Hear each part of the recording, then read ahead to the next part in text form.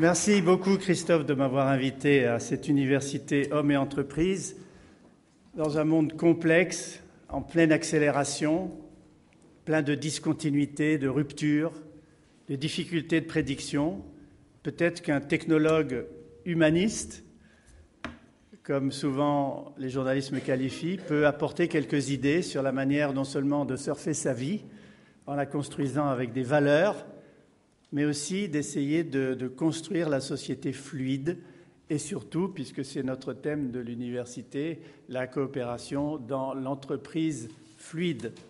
Alors je vais vous emmener dans ce voyage en 6 étapes qui iront de la métaphore du surf pour mieux aborder la fluidité et mieux comprendre ces nouvelles tendances vers lesquelles nous allons dans le monde entier. Anne-Sophie en a parlé un peu, notamment avec les indignés, les réseaux sociaux, etc., jusqu'aux valeurs qui termineront mon exposé pour construire sa vie dans l'entreprise et construire l'entreprise dans la société fluide et le tout face à un futur que nous devons construire ensemble plutôt que de le subir.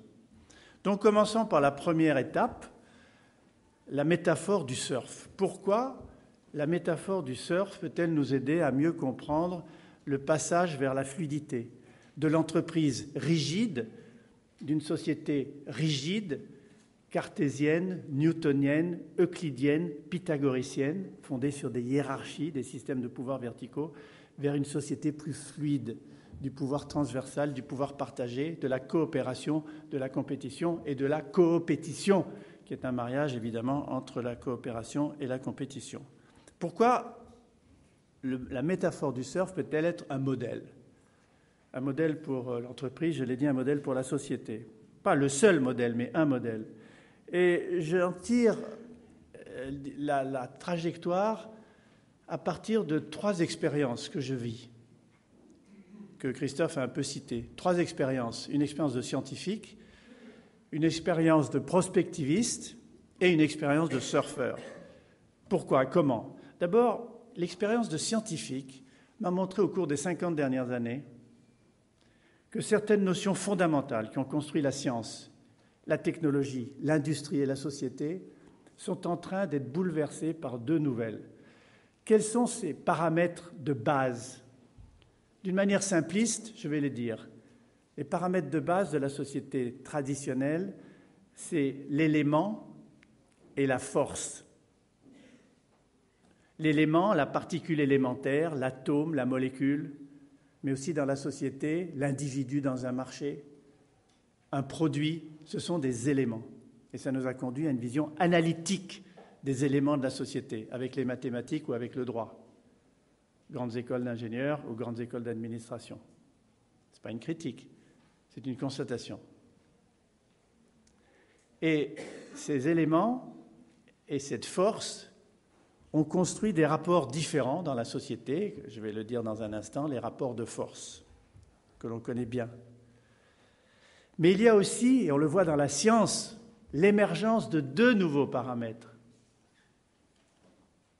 complémentant l'élément et la force, qui sont le lien et le flux.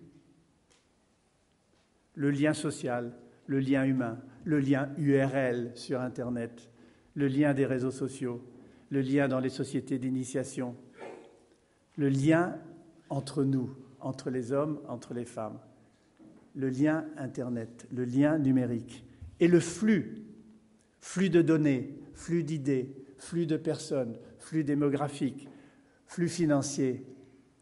Tous ces flux s'enchevêtrent, se mêlent, si on ne les regarde pas sous l'angle de nouveaux rapports de flux nécessitant de l'information. Je vais vous donner un exemple scientifique très simple et précis. C'est notre cerveau. Je vais vous étonner, je pense. Notre cerveau est fluide. C'est la grande idée de Varela et de Donald Hebb, un Canadien qui a publié ses idées dans les débuts des années 50, et Francesco Varela, qui nous a quittés trop tôt, malheureusement, à l'âge de 50 ans. C'est l'idée que le cerveau est fluide. Qu'est-ce que ça veut dire? Et ce modèle du cerveau fluide peut s'appliquer à l'Internet, et je l'applique à la société fluide. Ça veut dire que le cerveau n'est pas disposé hiérarchiquement au sommet de la pyramide qui domine et qui contrôle le corps. Le cerveau est dans le corps et le corps est dans le cerveau. Le cerveau, c'est aussi une machine chimique, pas seulement une machine électrochimique qui envoie un influx nerveux. Il envoie des molécules, des peptides, des hormones dans l'ensemble du corps. Savez-vous qu'il y a 100 millions de neurones dans l'intestin ? On l'appelle d'ailleurs le second cerveau ou le cerveau entérique. Donc il y a une communication globale entre tous les organes du corps, y compris le microbiome, qui est cet ensemble de bactéries qui vit dans notre corps, qui nous produit des vitamines et qui procure l'immunité. Donc le corps est fluide, le cerveau est fluide, il s'adapte en permanence. Vos synapses, mes synapses, se reconfigurent pendant que vous m'écoutez et pendant que je vous parle. Vous ne sortirez pas pareil en sortant et moi non plus.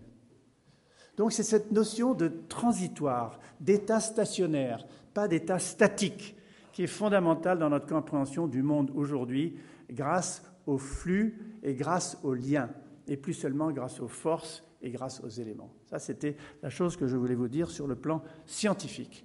Maintenant, sur le plan de la prospective, mon expérience de prospective, c'est d'essayer 30 ans à l'avance de prévoir le monde qui vient, ce que j'ai essayé de faire dans le macroscope en 1975, en prévoyant le réchauffement climatique et l'Internet, par exemple, entre autres, ou les biotechnologies, ou dans l'homme symbiotique, la relation du corps et de ce qu'elle appelle le symbionet, le web du futur. Donc mon métier, c'est de faire de la prospective, c'est d'essayer d'analyser les tendances convergentes, comment elles se marient les unes avec les autres, à la fois sociologiques, économiques, technologiques, scientifiques, pour donner des nouveaux mondes et préparer les entreprises à ces nouveaux mondes. Eh bien, dans ma démarche prospective, j'ai vu arriver la société fluide. Je l'ai vu dans les réseaux, je l'ai vu dans la naissance d'Internet, je l'ai vu dans les réseaux comme Facebook, je l'ai vu dans le partage sur les moteurs de recherche, le fait que nous sommes en train de passer de la société de l'information à la société de la recommandation. Finalement, c'est la recommandation qui compte beaucoup. Qu'est-ce que tu penses de ceci ? Qu'est-ce que vous pensez de ce livre ? Qu'est-ce que vous pensez de ce site ? Donc, on rentre dans une société de partage, que je vais décrire peut-être tout à l'heure avec des exemples, une société de l'échange, une société peut-être de la générosité et de la solidarité. C'est ce que j'appelle la société fluide. C'est la société de la coopétition, coopération, compétition, qui est un peu un des grands thèmes de cette université. Et puis, une expérience de surfeur. Qu'est-ce que fait un surfeur ? C'est un des seuls sports au monde où la surface sur laquelle il se déplace se modifie sous lui, la vague. Non seulement il est sur une planche en équilibre, mais la vague se modifie. Il doit donc en permanence s'adapter, anticiper, regarder par toutes les pores de sa peau, ses oreilles, ses yeux, l'information qui vient, la direction du vent, le swell, la profondeur de l'eau, les risques des rochers, les autres surfeurs. Et donc, il doit s'adapter en permanence. Donc, le surfeur, il est à la fois libre et déterminé. Il est déterminé parce que la vague qu'il surfe, elle vient d'une tempête dans l'océan Atlantique Nord. Elle va venir sur mon spot favori, par exemple la Phyténia ou Parlementia, pour ceux qui connaissent ces régions. Je vais l'attendre, je sais qu'elle va être là, je vais respecter les règles de priorité, mais je vais rentrer sur cette vague, et sur cette vague, je suis libre. Je vais pouvoir évoluer, faire un cutback, faire un roller, faire un kick-out si je veux en sortir, revenir en arrière, etc. Pas rentrer dans la technique du surf. Mais c'est pour vous dire que la vie, vous le savez, est une vague. La vie est un flux. La vie est une continuité. La vie est un déséquilibre permanent. Nous devons nous réadapter à des écarts à l'équilibre. Nous devons anticiper, comme le surfeur. Nous devons prévoir, nous devons nous adapter aux conditions. Et c'est pourquoi j'ai pensé que cette métaphore du surf pouvait être applicable à la métaphore de la vie elle-même et de la vie dans l'entreprise et de la société fluide. Le surfeur, en plus d'être déterministe et liberté, il évoque aussi le déterminisme et la liberté de la vie. Nous sommes tous déterminés en partie par nos gènes, par notre éducation, par notre environnement. Mais nous sommes libres aussi de choisir ici ou là. Le libre arbitre, je vais faire ça, je ne vais pas le faire, j'arrête, je prends cette situation plutôt que celle-là. Et donc là aussi, il y a une très forte relation entre le déterminisme et la liberté au sens philosophique du terme, de la vague de l'océan et du flux de la vie dans la continuité de sa carrière ou de sa vie. Donc l'importance, c'est l'équilibre dynamique pour le surfeur et pour sa vie et pour son entreprise. Un équilibre dynamique, ce n'est pas un équilibre fixe. L'équilibre statique, c'est la mort. Un équilibre dynamique, c'est une correction permanente de ce que l'on pense être son équilibre, l'équilibre de son entreprise, l'équilibre de sa vie par rapport à sa famille, par rapport à son couple, par rapport à ses amis. Et donc, la vie, c'est une oscillation permanente. Le surfeur, on dit, regardez, c'est extraordinaire, il est en équilibre sur sa planche, debout. Mais non, il n'est pas en équilibre. Un surfeur, à la milliseconde près, il est constamment en train de corriger le déséquilibre. La vie, c'est la correction des écarts à l'équilibre. L'entreprise, c'est la correction des écarts à l'équilibre. Parce qu'on doit sortir de l'équilibre à un moment donné, sortir de ce que nous appelons dans notre jargon scientifique l'homéostasie, homéos même, stasis rester, pour créer, pour prendre des risques, pour développer. Si on s'enferme dans l'homéostasie, on n'évolue plus. Donc à un moment donné, il faut sortir de cet équilibre, faire un écart à l'équilibre pour créer, donc prendre un risque. Et c'est ce risque que beaucoup ne veulent pas prendre parce qu'ils restent dans le business as usual, dans la tradition de l'entreprise rigide, rigide par son droit, rigide par sa hiérarchie, rigide par la formation des gens qui ne peuvent pas sortir d'une case pour aller dans une autre, rigide par rapport à une société mouvante, aléatoire, discontinue, floue, accélérée dans laquelle nous entrons de plus en plus. Donc, un équilibre dynamique, l'anticipation, la prédiction et surtout le mouvement. Le mouvement, on le retrouve dans des disciplines comme la biologie, l'écologie, l'économie. Pourquoi je cite ces trois ? Parce que ce sont des sciences de la complexité. Et ces sciences de la complexité se fondent sur l'interdépendance des facteurs. Il faut avoir une vision systémique pour les comprendre, de la biologie, de l'écologie ou de l'économie. Ils se fondent sur des équilibres, sur des états stationnaires.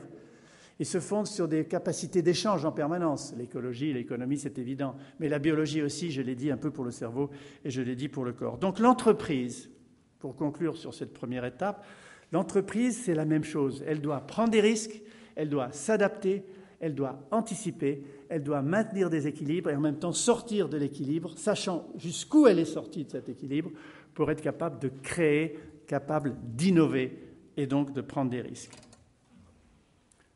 La deuxième étape, elle arrive tout naturellement, me semble-t-il, après ce que j'ai dit sur les forces et les flux.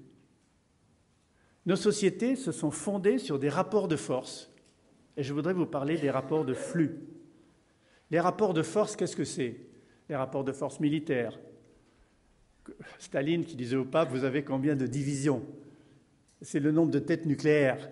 C'est les rapports de force entre partis politiques, entre syndicats et patronat, etc. Ces rapports de force, que je vais représenter par mes deux points l'un contre l'autre, on ne peut en sortir que par une escalade. C'est-à-dire tantôt l'un prend le dessus, tantôt l'autre doit le rattraper. Donc c'est une situation extrêmement précaire, discontinue et pas du tout fluide. Ce sont ces rapports de force qui conduisent à la rigidité dans la société et à la rigidité dans l'entreprise. Puisque cette sortie par escalade est dangereuse, risquée, nécessite la compétition acharnée, nécessite la concurrence acharnée. Pourtant, maintenant, on voit naître, dans ce que j'appelle, en termes très général, la civilisation du numérique, pas seulement Internet. J'ai commencé l'autre jour à Poitiers une conférence en disant « Oubliez Internet, c'est fini ». Les gens m'ont dit « Je viens de m'y mettre, qu'est-ce que c'est que cette histoire ?»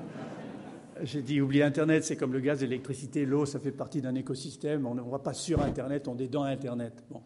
Ils ont à peu près compris quand même. Revoyez elle est sur mon blog, revoyez la conférence, vous allez bien comprendre ce que je vous dis, mais vous le savez déjà puisque vous êtes ici. Donc, grâce à la civilisation du numérique, surtout grâce aux réseaux en général, les réseaux sociaux bien entendu, on rentre dans une capacité d'échange beaucoup plus rapide, dans une capacité de comparaison beaucoup plus rapide, dans une capacité de coopétition beaucoup plus grande. Et donc, on va vers des rapports de flux, échange maîtrisé de rapports de flux. Quelle est la grande différence entre les rapports de force et les rapports de flux ? Les rapports de flux, c'est qu'ils nécessitent une information en temps réel. Le surfeur qui est dans la fluidité, dans les rapports de flux avec la vague et sa planche est un flux, la vague est un flux, elle va mourir sur la vague va mourir sur la plage, il doit se contrôler.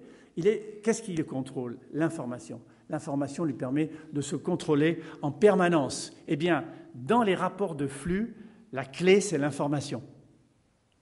L'information partagée, l'information échangée.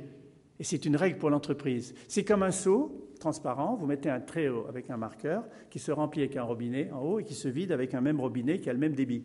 Si le débit du robinet d'entrée est égal au robinet de sortie, le flux se maintient à l'état stationnaire, pas à l'état statique. C'est-à-dire que les molécules d'eau se renouvellent en permanence. En biologie, on appelle ça le turnover. Et donc, le niveau se met où vous voulez. Vous augmentez le niveau d'entrée, vous réduisez le niveau de sortie, le niveau monte. Donc, c'est l'information que vous avez qui vous permet de réguler les flux. Les rapports de flux, ça peut être des rapports de connaissances, des rapports de savoir, des rapports d'échanges humains, des rapports financiers, des rapports spirituels, des rapports de toutes sortes. Et donc, rapports de force et rapports de flux ne sont pas opposés, ils sont complémentaires. En physique, en électricité, vous avez les rapports de force, c'est la différence de potentiel, et le flux, c'est l'ampérage. Donc, ça coexiste. Et là aussi, on retrouve ces termes de coopération et de compétition. La complémentarité est essentielle dans une vision systémique du monde que je prêche depuis pas mal d'années et dont vous commencez à, bien entendu, connaître tous les différents arguments. Dans le cadre des rapports de force, parlons du pouvoir, puisque la question, c'est rapport de force et rapport de flux, coexistence ou compétition.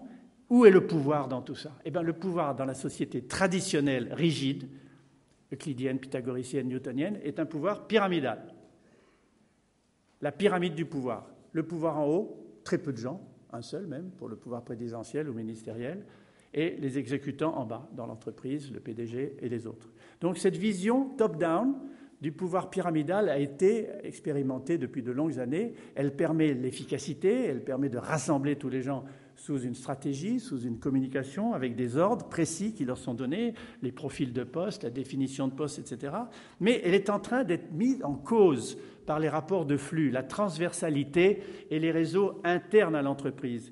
Comment et pourquoi? Je pense que le pouvoir pyramidal, vertical, inhibe l'innovation, inhibe la communication et l'échange, inhibe la prise de risque et inhibe aussi beaucoup le lien humain.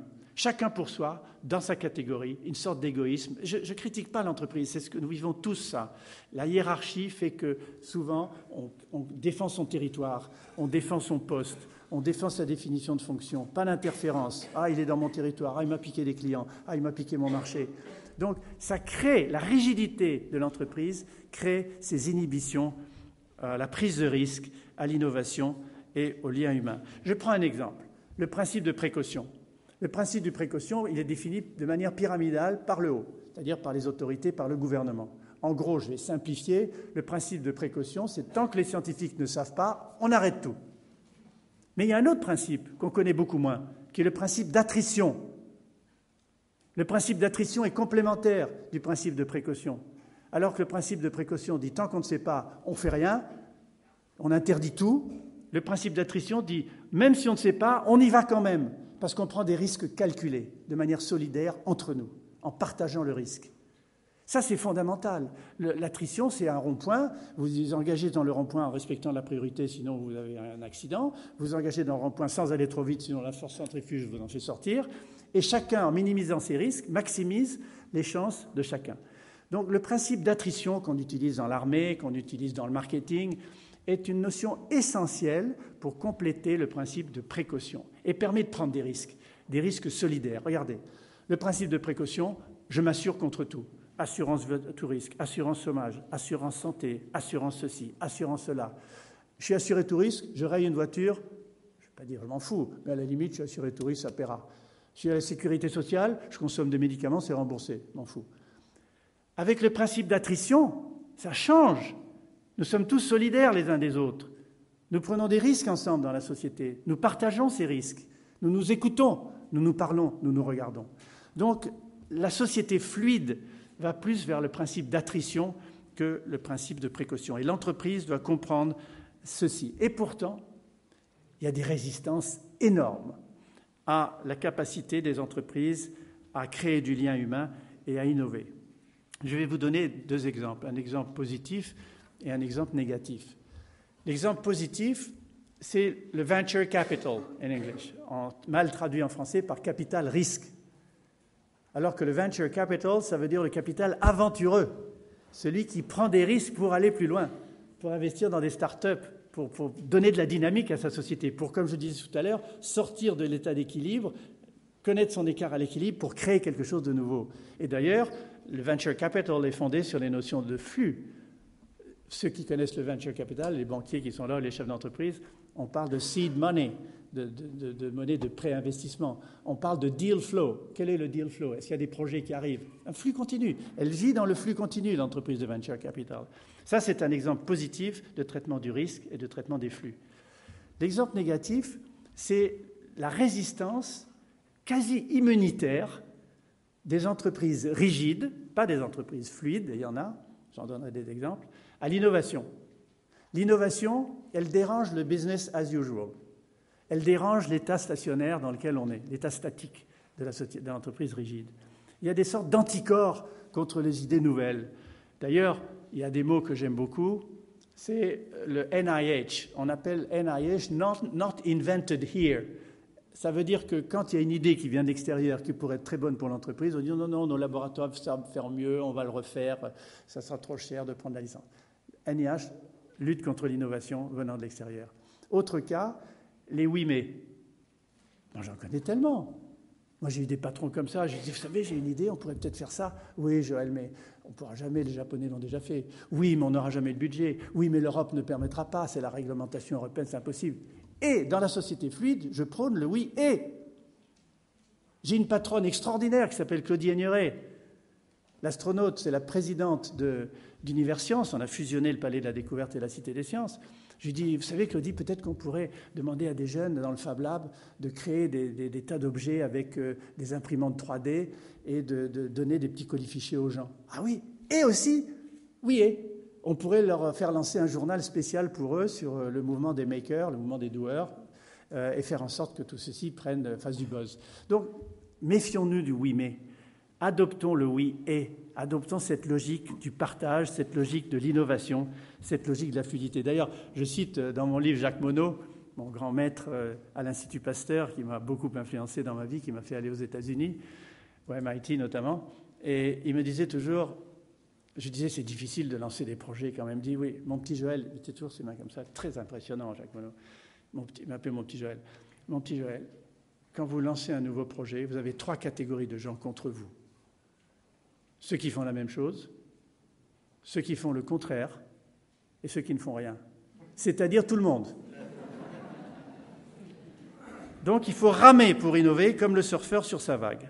3e étape, dans la société fluide, le management transversal est-il une réalité? Quels sont les nouveaux pouvoirs internes de l'entreprise? Comment sont-ils nés? D'où naissent-ils? Et quelles sont les clés? Je voudrais vous en donner quelques-unes. Et je voudrais montrer comment cette entreprise fluide, dans une société fluide, peut s'appuyer sur un certain nombre de points. Je n'en citerai que quelques-uns, et en montrant en même temps les erreurs que font souvent les responsables d'entreprise.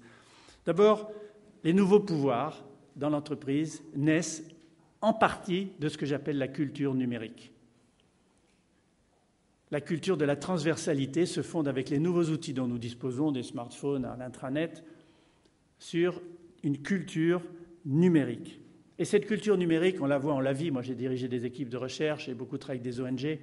On voit déjà cette culture du numérique moderne, même dans des pays qu'on disait en développement, en Afrique, où l'Internet banking est beaucoup plus développé qu'en Europe, avec les mobiles. On voit naître cette culture du numérique. Les gens ont le réflexe de la transversalité. Alors que malheureusement, souvent, dans nos grandes entreprises, l'usage des exécutifs est vertical. On fait du mail, on va sur Google, on fait du PowerPoint, on fait du traitement de texte, on fait faire. Mais de mettre tout ça en commun, d'aller sur Google, trouver un beau PowerPoint, clic droit, le sauver, le mettre dans un texte, l'envoyer à quelqu'un en mail en disant ça va te servir pour ton travail, partage, coopération. Ça ne vient pas à l'esprit des gens. Ça vient à l'esprit de la NetGen, c'est-à-dire ceux qui ont la culture du numérique depuis leur naissance. Mais malheureusement, on a une vision verticale des apps. Maintenant, on ne parle même plus de progiciels, oubliez. On parle des applications, les apps sur les smartphones, et la relation entre Internet et l'informatique classique. Le cloud, par exemple, c'est extraordinaire pour rester en contact, pour partager ses données, pour être capable d'accéder à son ordinateur par son smartphone partout où on veut. Donc, il y a des outils aujourd'hui qui permettent de faire en sorte qu'on limite les usages verticaux d'une entreprise rigide et de gens formés à des cases rigides a une vision transversale des applications et si on ne sait pas, on demande à quelqu'un qui pourra vous aider à comment le faire. Donc, une des premières clés des pouvoirs nouveaux dans l'entreprise grâce à la culture numérique, c'est, tenez-vous bien, l'importation dans l'entreprise des outils du net que les DRH considèrent souvent comme des outils des jeunes, des outils pour faire joujou. Pas du tout. Moi, je conseille des très grandes entreprises, je ne vais pas vous dire lesquelles, mais des centaines de milliers de salariés qui ont introduit sur leur intranet, tenez-vous bien, Facebook, une version de Facebook surveillée par ce qu'on appelle des Community Area Managers, qui ont introduit sur leur intranet des forums, des chats, des Twitter, des blogs, que les gens s'expriment et savent un peu qui ils sont, où ils sont, qu'est-ce qu'ils font quand ils ont fait un voyage. Sur leur blog, ils vont raconter ça. Et ça crée un lien. Ça crée une notoriété, comme le disait tout à l'heure Anne-Sophie. Sur le net, ce qui compte, c'est la compétence et la notoriété. Savoir que quelqu'un est connu parce qu'il est compétent ou elle est compétente dans tel domaine. Donc, importez les outils de la génération Internet dans vos entreprises, sur vos intranets. Alors, les DSI n'aiment pas trop ça. Les directeurs de services informatiques vont trouver que c'est en général des trucs pour faire joujou, c'est pas sérieux. Pas du tout. Ce sont des outils dont, d'ailleurs, cette génération a l'habitude, et par la coéducation intergénérationnelle, ceux qui ont 25 ans, qui rentrent en stage dans l'entreprise, ou plus jeunes, peuvent former les 45 ou les 55 ans, et ça, c'est absolument fondamental. Donc, cette entreprise rigide peut évoluer par l'importation en interne des outils du net, que j'en ai cité quelques-uns. Et puis, surtout, dans cette optique du pouvoir partagé, il faut créer 3 formes d'intelligence qui existent déjà à l'état diffus sur Internet, mais les créer dans l'entreprise, grâce à un management plus catalytique que hiérarchique. Ces 3 formes d'intelligence sont l'intelligence connective, savoir se connecter, savoir partager avec ses smartphones, avec les mails, avec FaceTime, si vous avez un iPad. C'est l'intelligence collaborative. Anne-Sophie en a beaucoup parlé. L'intelligence collaborative et l'intelligence collective. Donc, l'intelligence connective, l'intelligence collaborative et l'intelligence collective. Réfléchissez, c'est très important. L'intelligence connective, c'est être capable de se connecter, de savoir se connecter et de savoir se débrancher. J'ai écrit avec ma femme il y a quelques années, en 86, un livre qui s'appelait « Branchez-vous ». Maintenant, si je réécrivais le livre, j'écrirais « Débranchez-vous ». On a trop d'informations et pas assez de sagesse. Prendre du recul. Donc, il faut quand même savoir se connecter, à bon escient, rendre pertinent la connexion. L'intelligence collaborative, c'est partager sans gagner tout de suite quelque chose. C'est de partager avec d'autres, c'est Linux, c'est Wikipédia. Ce sont des institutions qui ont pris une ampleur considérable, qui sont faites par le partage du savoir-faire, de la notoriété, mise à jour par des milliers de gens. Ça aussi, c'est la société fluide. Et puis, l'intelligence collective, ce n'est pas un jugement de valeur, parce qu'il peut y avoir aussi une stupidité collective. L'intelligence collective, c'est la capacité ensemble à résoudre des problèmes complexes. On appelle ça aussi le crowdsourcing, qui est très utilisé et de plus en plus utilisé par des entreprises sur Internet pour rechercher des informations. Et comme je le disais tout à l'heure, faire place à la société de la recommandation, ne pas avoir peur de recommander et d'écouter les recommandations des autres. C'est pour ça que la NetGen, la génération Y, lit les journaux différemment. Ils ne lisent pas comme papa au moment son journal habituel du matin ou du soir. Ils lisent en comparant les informations. Sur Twitter, par exemple, vous avez, si vous vous abonnez à tous les grands journaux internationaux, The Economist ou Le Monde ou Libé, vous avez en 140 caractères quelque chose qui attire votre attention et un lien réduit, cliquable, qui vous emmène sur le site en question. Donc beaucoup lisent l'information comme ça et la partagent tout de suite en la retweetant ou l'envoyant à d'autres. Donc il faut savoir utiliser ça à l'intérieur de l'entreprise dans le cadre de ce qu'on appelle de plus en plus la société de la recommandation. Alors, est-ce qu'il y a des exemples de cette fluidité? Il y en a des quantités. J'ai fait des études de cas. Je vais en citer simplement 2 pour créer et innover, conduire à ce que j'appellerais des intrapreneurs, pas seulement des entrepreneurs, mais des intrapreneurs. Le modèle le plus connu dans le monde, c'est celui de Google et Blue Sky. Blue Sky, c'est un modèle lancé dès le début chez Google qui consiste à donner 20% de temps libre aux salariés pour rêver. Dites ça à un DRH dans une entreprise rigide, pyramidale et structurée, Il va vous regarder un peu de travers. Donc, 20% de temps libre pour rêver. Rêver à quoi? À des idées, des innovations. Aussitôt, il y a des incubateurs internes, des pépinières internes, un financement de venture capital interne. Donc, ces intrapreneurs vont créer une intraprise. Et cette intraprise innovante va peut-être devenir un produit Google. Parmi les 38 produits de Google, qui vont de Google Earth à Chrome, ça a été créé par des intrapreneurs et dans des intraprises. Alors on dit oui, mais ça ne rapporte pas à Google. Pas du tout.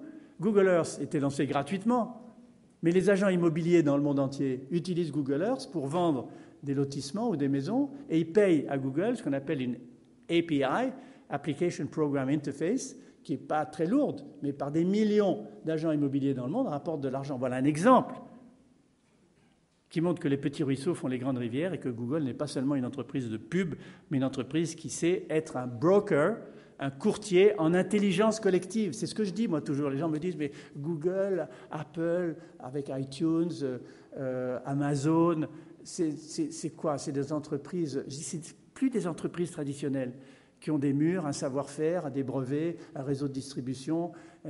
Ce sont des brokers, des courtiers en intelligence collective. Ils se débrouillent pour mettre ensemble les gens à faire des choses qu'ils ont envie de faire et qu'ils aiment faire, et ils prennent des petits pourcentages sur tous ces flux. Voilà encore la gestion des flux et les rapports de flux. Le deuxième exemple que je voulais vous donner, c'est celui d'une grande entreprise internationale qui s'appelle Total, pétrolier Total. Je suis président du jury.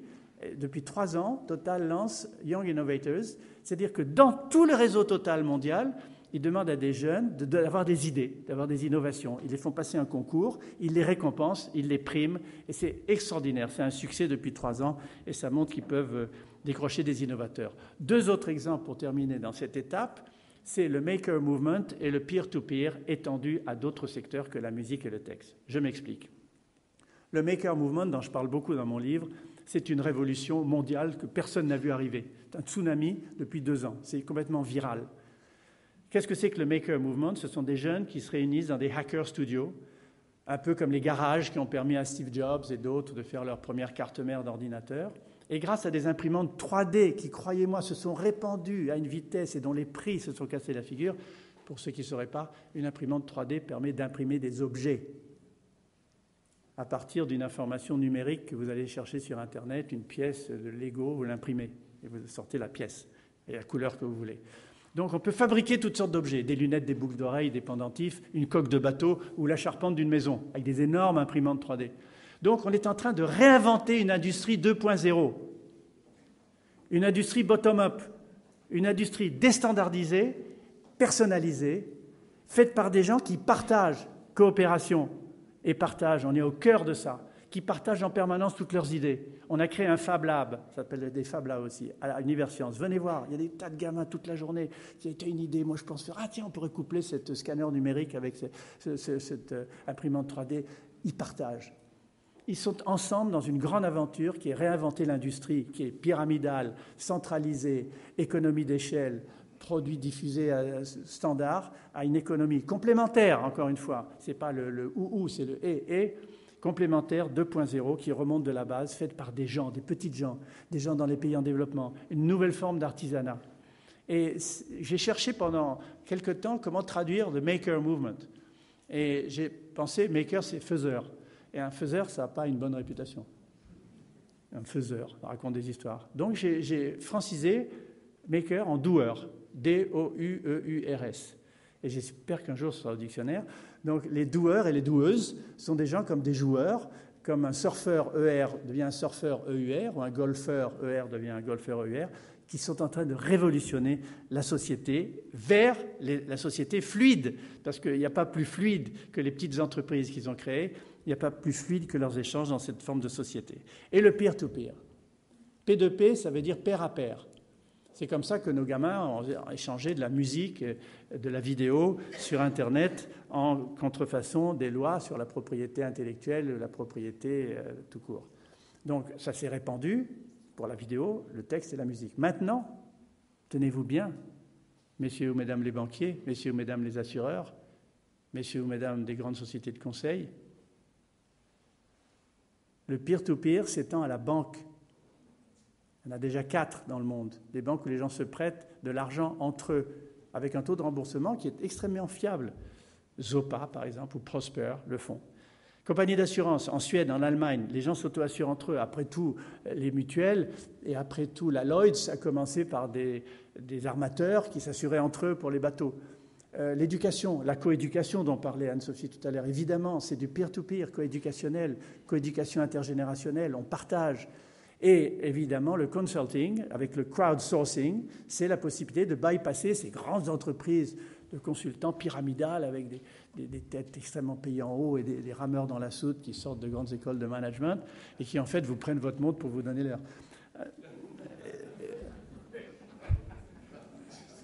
Merci d'apprécier. Je suis consultant, alors donc je sais ce que c'est.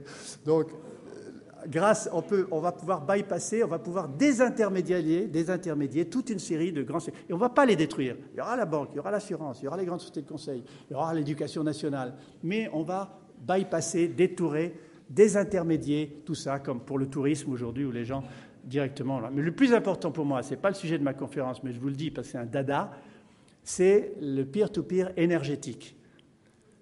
Nous sommes soumis aujourd'hui à deux pouvoirs totalitaires, le pouvoir des énergies fossiles et le pouvoir nucléaire. Vous voulez de l'électricité? Je tire un fil de ma centrale jusqu'à chez vous, vous payez au compteur, je m'occupe du reste. Et les prix ne font qu'augmenter. Parce qu'il faut démanteler les vieilles centrales, il faut traiter les déchets, etc. Vous voulez de l'essence à la pompe? Je m'occupe du reste. Et les prix, le gouvernement essaie de diminuer à 1 centime, mais ça monte complètement. Eh bien moi je vous dis que ce n'est pas la démocratie énergétique. La démocratie énergétique, c'est l'énergie en peer-to-peer. Lorsque, grâce à des bâtiments à énergie positive, on pourra fabriquer plus d'énergie qu'on en consomme, et ça vient, et grâce au mix des 12 énergies renouvelables, alors lisez mon bouquin pour savoir quelles sont les 12, grâce au mix des 12 énergies renouvelables, connectées à une smart grid, c'est-à-dire une grille intelligente qui s'adapte à l'offre et à la demande, ça va révolutionner et bouleverser complètement l'échange de la société, en termes de l'énergie. Parce que l'énergie, c'est comme l'alimentation, c'est notre monde, c'est notre vie. On veut créer notre monde de demain. Et il faut que nous soyons démocrates vis-à-vis de l'énergie, alors qu'aujourd'hui, nous sommes soumis beaucoup plus que participants. Et si je vous ai cité ce dernier point dans mon étape numéro 3, avant d'aborder les deux dernières, c'est le fait que la société fluide et l'entreprise fluide est ouverte à cette démocratisation énergétique, à ce partage énergétique et à la pédagogie de ce partage. La quatrième étape, je le dis rapidement, c'est la NetGen, parce qu'Anne-Sophie en a quand même pas mal parlé, c'est la génération Internet et la culture du numérique. Cette génération Internet, elle va vite, elle sait utiliser et partager l'information, mais la question, ce n'est pas la NetGen pour moi, j'en parle beaucoup dans mon livre, parce que je suis un surfeur de l'eau, mais je suis un surfeur du numérique. Et j'ai vécu l'avènement de la génération Internet depuis le début. Je les ai vus, j'ai enseigné, je les ai vus naître, en quelque sorte. Et ils en savent plus que leurs profs. Donc, l'objectif, ce n'est pas de parler d'eux, c'est de parler de comment l'entreprise fluide peut utiliser la culture numérique de la NetGen pour se changer de l'intérieur. Et ça, c'est une question que très souvent mes clients me posent. On est rigide, on a des statuts, on a des hiérarchies. Comment est-ce qu'on peut changer pour aller vers ce que vous nous dites le plus vite possible? Je le dis, prenez des stagiaires de cette génération-là. En quelques semaines, en quelques mois, ils vont vous faire ce qu'un ingénieur bien formé prendra peut-être 1 an ou 2. Donc, cette culture du numérique qui est une culture systémique, culture globale, prenez-la dans votre entreprise. Faites un management catalytique, pas seulement un management hiérarchique. Donnez des profils de poste, donnez des stratégies, contrôlez les gens, réprimandez ceux qui ont raté. Mais dans la société en réseau, le management catalytique, c'est de donner aux gens des ressources, des moyens techniques, des moyens financiers pour que l'intelligence collective, par la collaboration et la coopération, se développe entre les gens, et en particulier dans cette génération-là qui a l'habitude de travailler sur les réseaux, l'habitude de travailler en commun. Donc ce management catalytique est essentiel parce qu'il donne du pouvoir aux jeunes, il les enlève de la hiérarchie traditionnelle, il leur donne des responsabilités, il les fait travailler ensemble, il les fait travailler entre eux, et par communication et par contamination virale, l'entreprise se trouve finalement conquise par ces nouvelles idées. Et je l'ai testé et ça marche. Donc il faut préparer l'entreprise à l'irruption de la NetGen sur le plan hiérarchique, sur le plan des stages et sur le plan de la responsabilité. Certes, ils ont des désavantages, ils sont assez court-termistes et ils ne voient pas très loin. Ils se fondent sur ce qu'on appelle en anglais IG, Instant Gratification, la gratification instantanée. Je clique, j'ai le résultat. Donc, ça demande aussi du travail, la gratification. Il faut aussi une certaine maturité. Il faut mûrir pour être récompensé. Donc, il y a des désavantages. Mais si on change, et il le demande, l'atmosphère de travail dans une entreprise fluide par rapport à l'entreprise rigide dont j'ai beaucoup parlé, eh bien, peut se créer l'empathie, la solidarité, le partage, voire la générosité. Ils y sont prêts, on peut en faire la démonstration. Cinquième étape. Quels sont les conseils personnels que je pourrais donner autour de ce thème d'humanisme et d'entreprise et de l'entreprise fluide? Surtout, ça repose sur deux choses. Le management du temps et de l'information et le management du lien social, ou plutôt la porte ouverte au lien social et au lien humain. Management du temps et de l'information, l'entreprise ne peut pas se fluidifier, se dégeler, si les collaborateurs de l'entreprise, si les salariés, si les managers ne savent pas gérer leur temps et leur information. Je vais vous dire, je suis stupéfait de la mauvaise manière dont les gens gèrent leur temps et leur information. Je travaille avec des cabinets d'avocats, des notaires, des experts comptables, des grandes entreprises de consulting. Les gens n'utilisent pas les outils qu'on a à notre disposition pour gérer le temps, trouver ses temps de loisirs, son temps de famille, son temps de travail, travailler pendant ses loisirs, avoir des loisirs pendant son travail. C'est possible. L'un ne peut pas prendre le pas sur l'autre. Ça aussi, c'est du partage. Le partage par ces réseaux et le partage par ces technologies. Donc, gérer son temps et gérer son information, je ne vais pas vous dire là comme faire, j'écrirai 2 livres là-dessus et ça me prendrait 4 heures de séminaire de formation. Mais je connais des gens qui gèrent leur email séquentiellement. Ils reçoivent leur mail et ils répondent. Il y a des gens qui disent « c'est ce que je fais ». Bon.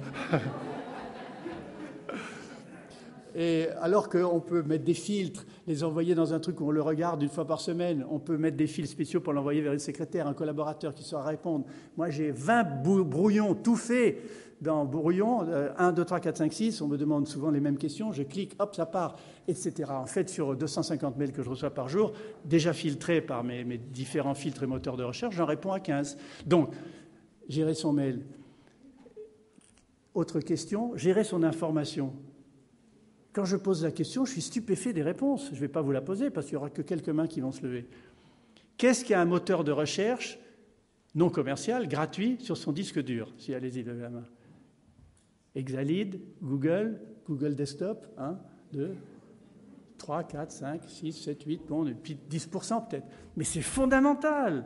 Si vous voulez gérer votre information, retrouvez le tableur Excel qui, a 5 ans, vous avez envoyé avec le chiffre 16 000,295.32. Vous tapez ça sur Google Desktop et vous le trouvez. Vous pouvez scanner des documents et retrouver tout avec ces moteurs de recherche, des documents scannés. Bon, on a 80 gigaoctets, 100 gigaoctets, 200 gigaoctets. Enfin bon, je vais pas, j'en parlerai pendant des heures entières de l'importance de la gestion de l'information et du temps. Pourquoi ? Parce que gérer son information et gérer son temps, c'est créatif. C'est la chose qui donne du sens à la vie. C'est lutter contre le stress. Tous les psychologues d'entreprise vous disent, les gens nous disent, j'ai pas le temps parce que je peux pas gérer mon information. J'ai trop de mails et j'ai pas le temps. J'ai ni le temps, trop d'informations. Ressources rares, ressources pléthoriques. Pléthorique l'information, rare le temps. Et de ce conflit entre une ressource pléthorique et une ressource rare, le stress. Stress à l'entreprise, on ne peut pas dormir. Ça. Bon.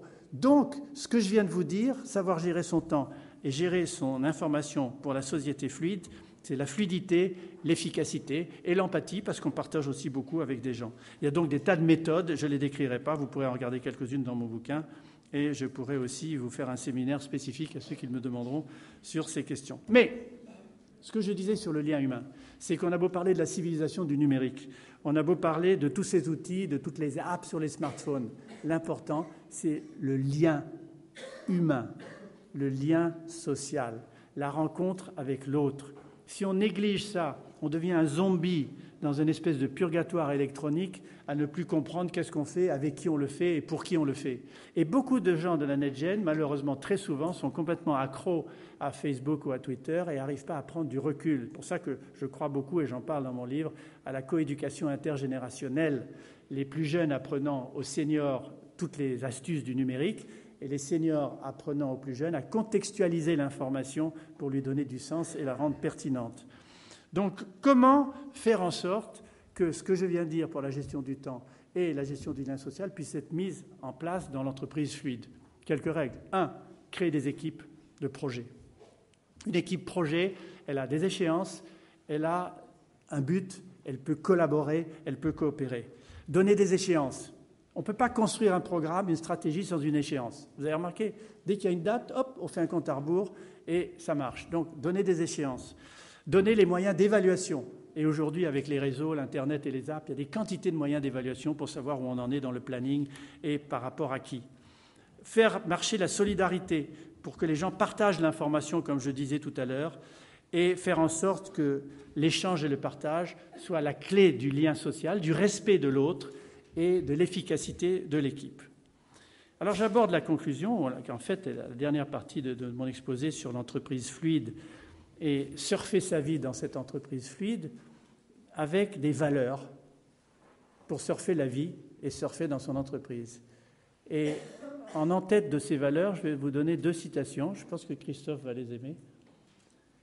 2 citations, l'une de Teilhard de Chardin, qui dit « Tout ce qui monte converge », c'est-à-dire plus vous montez en esprit, plus vous montez en intelligence, plus vous montez vers des aspirations qui vous dématérialisent en quelque sorte, plus vous vous rapprochez des autres.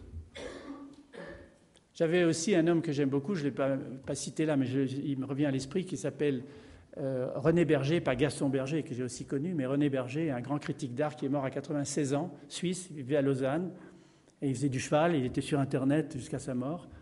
Et il m'a dit cette phrase extraordinaire qui est restée dans mon esprit. Il m'a dit « Joël, plus tu donnes, plus tu restes. Plus tu partages, plus tu donnes aux autres dans l'entreprise, plus tu donnes à ta famille, moins tu es égoïste, renfermé sur toi. La peur de la mort, c'est mourir avec tout son package. Mais si on est léger, on est transparent. La mort, c'est une espèce de cloison comme ça, là. Et donc, plus tu donnes, plus tu restes. Et la seconde citation, alors elle est très connue, mais j'aime bien la donner, là, c'est de Saint-Exupéry, qui disait « Faites-leur construire ensemble une cathédrale, ils s'aimeront ». Ça veut dire que le partage, l'échange, la solidarité, la générosité peut créer des éléments différents qui vont vous changer, qui vont changer votre cerveau, qui vont vous changer par rapport aux autres. Alors, quelles sont les valeurs que je mets en avant pour construire sa vie, surfer sa vie dans l'entreprise, construire son futur et que l'entreprise peut appliquer? Il y en a 7, je les décris très vite. La première valeur, c'est le respect de la diversité. La diversité, la variété est un gage de maintien de la complexité. Plus un système est complexe, plus il doit être varié pour résister au changement. Ça s'appelle « The Law of Requisite Variety » en cybernétique, c'est la loi de Ashby. Deuxième règle fondamentale, deuxième valeur, c'est le respect de l'autre, mais aussi de la diversité de l'autre. D'être ouvert, d'être tolérant, d'accepter d'autres idées.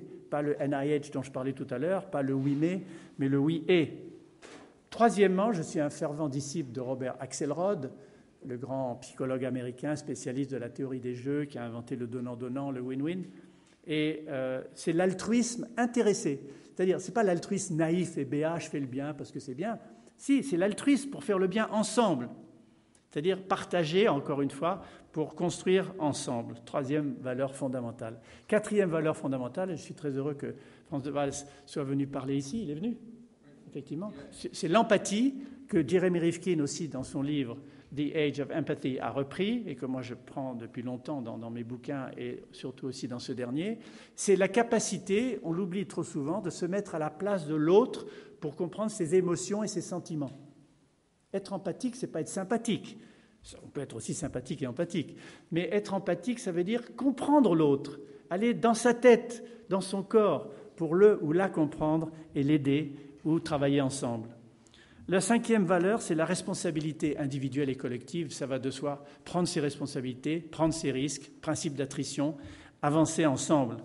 Le sixième, ça va peut-être vous étonner, c'est l'appel l'amour fraternel. Ce n'est pas seulement la fraternité, c'est l'amour fraternel au sens de sociétés initiatiques qui permettent de se créer, grâce à un rituel extrêmement complexe, la possibilité d'être fraternellement ensemble, quel que soit son niveau social ou son niveau de réflexion, ou son statut hiérarchique. Cet amour fraternel fondamental permet de créer une société future ensemble, avec un peu d'utopie.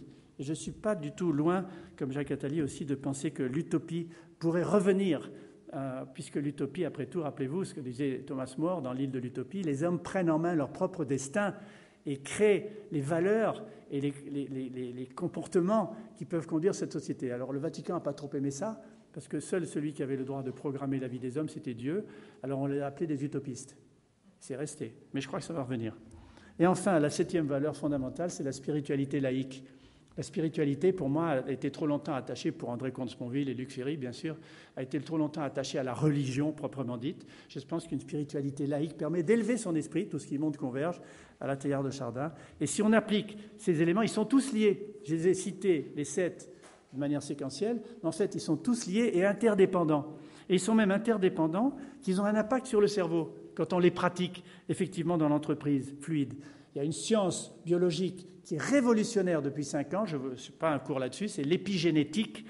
L'épigénétique, c'est la modification du comportement des gènes, enfin de l'expression des gènes par son comportement. Le comportement altruiste, le comportement de faire le bien, le comportement nutritionnel, le comportement sportif, le comportement de résistance au stress a une influence sur la modulation des gènes en quelques semaines. Pas par des mutations et sélection naturelle à la Darwin pendant des centaines de milliers d'années, en une semaine. Vous pouvez changer votre comportement. Donc déjà, de pratiquer ces 7 valeurs connectées entre elles dans votre vie, avec les autres ou dans votre entreprise, vous change et vous fait être une autre personne différente grâce à l'épigénétique. Enfin, 4 mots-clés qui, pour moi, pour Claudie Aigneret, évidemment, pour Universcience, sont à la base de notre action et qui pourraient l'être à la base de l'entreprise fluide. C'est comprendre, vouloir, aimer et construire. Comprendre le monde complexe dans lequel nous sommes, ce qu'on essaie de faire à Universcience. Pédagogie, échange, partage. Vouloir ce monde, parce que si on ne veut pas le futur, on va le subir. Alors que vouloir le futur, c'est une action positive. Ce n'est pas être optimiste, c'est d'être créatif, c'est d'être pragmatique, c'est d'être réaliste. Aimer. Nous essayons de faire aimer le futur aux jeunes. Ils entendent tellement de catastrophes sur le futur. Ils ont peur du travail. Ils ont peur de rentrer dans l'entreprise. Ils ont peur de la hiérarchie. Ils ont un choc quand ils passent de leur avatar numérique à être une personne réelle dans une case hiérarchique de l'entreprise. Donc, nous essayons, vous devez essayer, dans les entreprises fluides, de leur faire aimer le futur en leur donnant des responsabilités, en les faisant travailler en réseau avec des objectifs précis, comme je l'ai dit tout à l'heure, pour les équipes. Et enfin, construire ensemble ce futur, c'est la plus belle des choses que l'on puisse faire. La création, un des plus beaux actes que l'on puisse faire de sa vie, créer son temps, faire de sa vie un original plutôt qu'une copie, faire qu'une entreprise fluide a un rôle social, une entreprise sociétale, une entreprise citoyenne, participer à la vie de la société, c'est magnifique. Et je termine par cette phrase de Patrick Vivray, que je cite pas mal dans mon livre, avec Luc Ferry, Comte-Sponville, Rifkin et beaucoup d'autres, que le meilleur gagne, non pas le plus fort ou le plus malin, mais le plus humain. Je vous remercie.